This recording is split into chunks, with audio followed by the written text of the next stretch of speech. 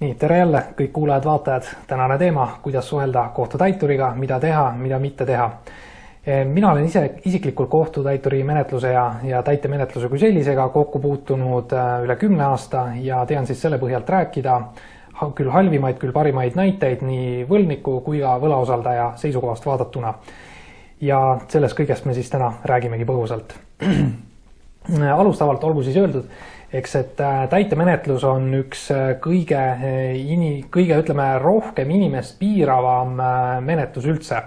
Et nagu teate, on võimalik kohtutäituril siis arestida inimese pangakonto, töötasu ja varasund müüa ja erinevaid lube alates juhiloast, lõpetades seal kalastusloaga, siis ka neid on võimalik piirata, tõsi küll ainult elatise võlamenetluses. Nii, alustame sellest, et kui on siis inimese suhtes kas kohtuotsus tehtud, on seal mingisugune notariaalne kokkulepe sõlmitud, mida ei täideta või inimene on saanud trahvi. Ja kui neid kohustusi siis ei täideta nendest dokumentidest tulenevalt, siis on võimalik anda sisse nõudjal seesama dokument kohtutäiturile.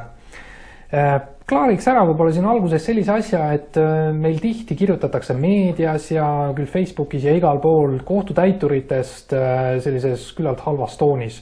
Aga mina toon võib-olla siia sellise võrdleva näite teile, et kui teil läheb kehvasti ja te satute poest ostma näiteks puuvilja, mis on halvaks läinud, keda te süüdistate? Kas poemüüjat? Ei ole kuigi mõistlik, jah? Et täitur on riigi poolt ametisse määratud isik, kes kõigest teeb oma tööd. Täituril ei ole teie vastu isiklikult mitte midagi. Ta lihtsalt täidab seda dokumenti, mis on temale ette antud. Nii, kui teie suhtes võlniku mõttes siis on tulnud töösse täitedokument, siis esmalt kohtutäitur on kohustatud selle võlnikule välja saatma. Ja tavaliselt väljasaatmine toimub kas siis tähtkirjaga või ka teisel juhul e-postiga. Siin on nüüd kohe tähtis asi toonitada, et teie kontaktid olgu Eesti Vabariigile teada. Ja millised need on, saab igaüks kontrollida eesti.ee kaudu. See on sama, ütleme, andmebaas, millest ka kohtutäitur juhindub, nendest andmetest, mida te olete ise Eesti Vabariigile avaldanud. Et siin esimene soovitus ongi minul kohe öelda see, et veenduge, et teie teadaolevad kontaktid on õiged. Ehk et siit võib tekkida probleem kohe pragmaatilises maailmas meil, et kui teie kontaktid ei ole teada, te olete hiljuti uude kohta elama läinud, üürikorterit vahetanud, mida iganes sellist, ja te ei ole oma andmeid registreerinud, uuendanud. Ja juhtub see, et kohtutäitur saadab siis teie eelmisele aadressile need teated ja te neid kätte ei saa, siis sellest algavad juba omaette probleemid, mis pärast võivad teile tulla üllatusena. Nii, aga tulgem tagasi selle juurde, et teile on saadetud välja täiteteade. Esimene soovitus selle pinnalt on see, et asuge täituriga kohe kirjaliku dialoogi. Kirjaliku dialoogi soovitavalt siis e-posti teel. Kohtutäituri e-post on sellest samast täiteteates teile kindlasti avaldatud. Tõsi, teil on võimalik minna ka kohtutäituri vastuvõtule, aga see ei ole minu arvamuses niivõrd efektiivne võrreldes sellega, kui te asuksite kirjaliku dialoogi. Ja kirjaliku dialoogi on mõttekas ja hea asuda ka selles mõttes, et te välistate olukorda, et teie öeldu või täituri vastatu läheb, kus me siis ütleme, tõlkes kaduma. Üks ütles teist, teie saite valesti aru või teie arvamuses täitur ütles midagi vähem, kui te ootasite ja nii edasi. Sest olukorda ei ole mõtet lasta tekkida, seetõttu soovitan pigem suhelda e-posti teel. Teie pöördumises täiturile e-postis või e-posti teel võiks siis olla kohe konkreetsem ettepanek ja rõhksõnal konkreetne. Selles mõttes, et palute näiteks maksegraafikut 50 eurot kuu. Ja see oleks, ütleme, selline hea nii-öelda õpiku näide, kuidas siis nagu täituriga suhelda sellest otsast. Mida mitte teha, räägime sellest ka paar sõna. Mida mitte teha oleks kindlasti see, et te asute teile saabuvaid teateid eirama, et ei tee nendest välja, pistate pea liiva alla, täitur pöördub teie poole lõpuks ka e-posti teel ja te ikkagi neid teateid kätte ei võta, ei kinnita. See on kindlasti üks halvim asi, mida teha. Selles mõttes, et see hakkab teile kätte maksma ja see viib teie kulud kõrgemaks. Miks nii? Kohtutäitur juhindub oma töös väga täpselt seadusest ja seadus ütleb siis seda, et kui te lasete mööda siis vabatahtliku võlatasumise tähtaja, siis täitur paneb juurde oma töötasusid sellele nõudele. Ehk et kokkuvõttes see nõude tasumine muutub teile kallimaks, mida hiljem te sellega tegelema hakkate. Seda olukorda on võimalik igal võlnikul vältida. Teine asi, miks tuleks vältida seda olukorda?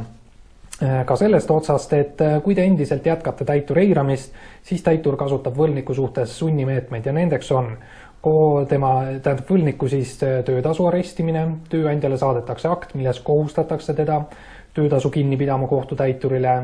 Teine asi, kohtutäitur saab arestida ka võlgniku pangakonto, saab võlgniku vara panna sundmüüki, et kõik need meetmed võiks olla olemata, kui te asute täituriga kohesele koostööle.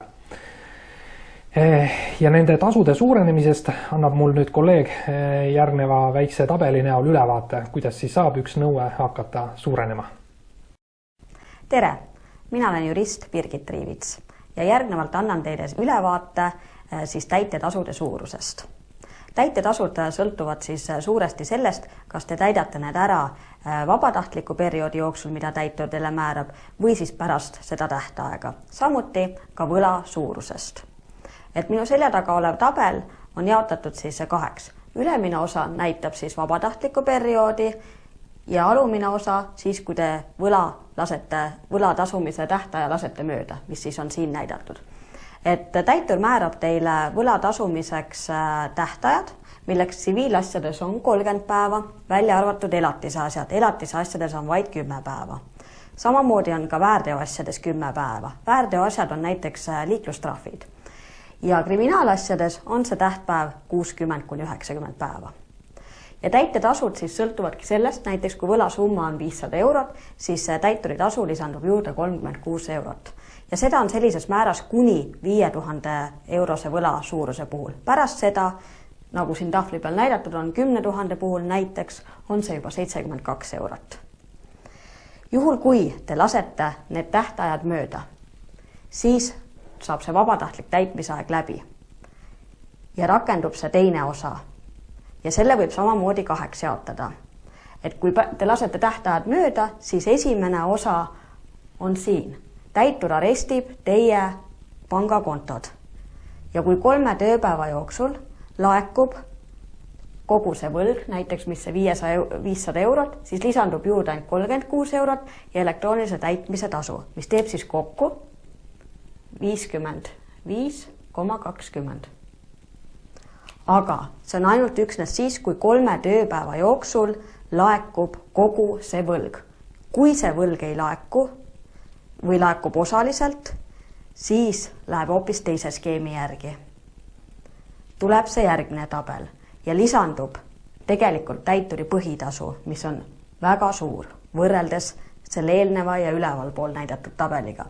Ehk et kui te võlga ei tasu vabatahtliku perioodi jooksul ja pärast vabatahtliku perioodi jooksul konto arestimist ei laeku ka kogu võlg.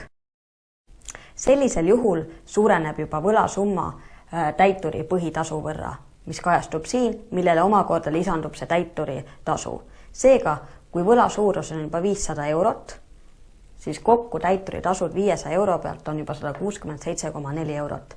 Ja kui me vaatame 10 000 euro puhul, siis täituri tasu on kokku juba 1212 eurot. Seega on mõistlik täita oma võlg või tasuda oma võlg vabatahtliku perioodi jooksul, sest summad, nagu te nägite, võivad muutuda päris suureks. Aitäh! Aitäh Birgitile! Meie läheme nüüd edasi siis paari sõnaga sissenõudja poolelt vaadatuna olukorda. Sissenõudjale on minule tegelikult suhtluse vormi osas sama soovitus, et ikka suhelge ennekõike maili teel. Aga tuleb arvestada, et täiturid on alati väga hõivatud, nende menetlustes on tuhandeid, kui mitte ka 10 000 toimikuid, et ärge väga lootke, et teile kohe kiired vastused teinekord tulevad. Muide teadmiseks, et täitur seaduse järgi võib vastata isegi kuni 30 päeva jooksul. Teine asi, kui teil on näiteks kahtlus või tunne kuidagi, et täituri töö ei ole efektiivne, siis ärge kohe väga mingid sellised kiireid järeldusi hakkake tegema, et täitur ei tööta piisavalt hästi või midagi taolist. Ei, see ei pruugi olla. Takistusi võib selleks olla mitmeid, aga seda saategi kõike küsida maili teel jälle oma küsimusi, muresid, et miks on siis need asjad nagu takerdunud. Ja muidugi ühe võimalusena teil on võimalik ka täituri juurde minna vastuvõtule ka oma võlgniku täitetoimikuga tutvuma. Aga see on muidugi eelneval kokkuleppel kohtutäituriga. Mina kindlasti, olles ise sissenõudja ja valdavalt sissenõudja poolel esindaja, soovitan, et kui teil on tekkinud võlniku kohta mis tahes uut infot, kus võlnik töötab näiteks, on tal uus elukoht, on tal mingisugust vara tekkinud, siis kindlasti varustage oma koostööpartnerist kohtutäiturit selle infoga ja paluge täituril siis selgitada võlnikult selle info, selle tagamaid, et kas siis see vastab tõele ja nii edasi. Ja võib-olla üks selline meede või võimalus veel, et kui teil ikka kuidagi ei suju oma kohtutäituriga see suhtlus ja ei ole seal tulemusi ja nii edasi, siis seadus lubab teil ka kohtutäiturit vahetada. Peate lihtsalt esitama vastava avalduse, et täitetoimik anda üle teie poolt siis valitud järgmisele kohtutäiturile. Ja lõpetuseks, mida öelda, mida kokku võtta, on põhiliselt see, et suhelge enne kõike kirjalikult, see on efektiivsem, ikkagi elu on seda tõestanud läbi praktika.